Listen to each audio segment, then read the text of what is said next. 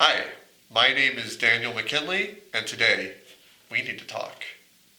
I'm going to be teaching you the 4 to 8 player game We Need to Talk by Smirk Laughter Games.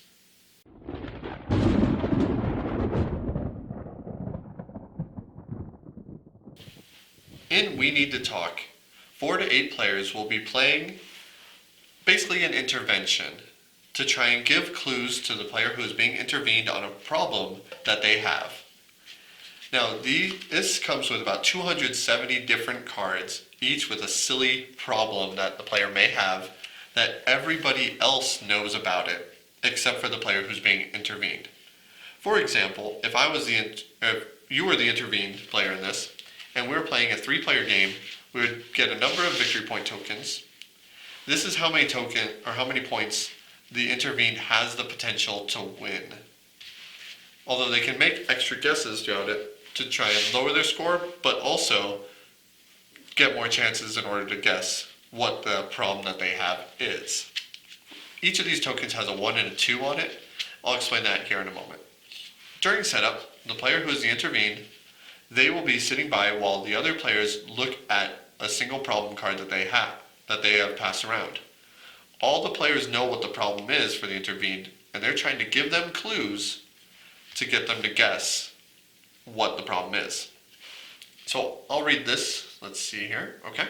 Now, spoiler alert, this is one of the 270 cards that you may encounter in the game, because I do have the base set here. So if you don't want to hear, go ahead and stop the video now, but I will be explaining this card in a moment. The game goes over a few rounds. The first round is Broaching the Subject. In this round, players will only want to explain in 1 or 2, maybe 3 words that they have a problem. This is where you say, we need to talk about blank. And you're trying to give them the clues, because if the guesser feels that they have a good guess on what it is, they will be giving you points out of their personal supply to try and guess what the answer is. For example, I would flip this over and give this to the player who just gave me the clue and try and guess. So let's say the clue is, we need to talk about your little plastic men. That's a strange clue, I agree. But if that gives a good enough clue to the intervened, they might take a guess at it. They're like, little plastic men, are we talking Toy Story? They would give them the point, and then using this little hot and cold meter, they can guess, the player who's giving the clue can kind of give them an answer, whether they were right or wrong. If they were completely right, then the round ends and we go on to scoring. But if they were somewhere in the middle, which that one, I think you might be on the right track. Then the next player would give them another clue in the same way, broaching the subject. The next round talks about the emotional appeal. This is when the players explain how this makes them feel. It's like, this is very uncomfortable because I constantly see these staring at me. Well, okay, once again, that doesn't tell you the answer.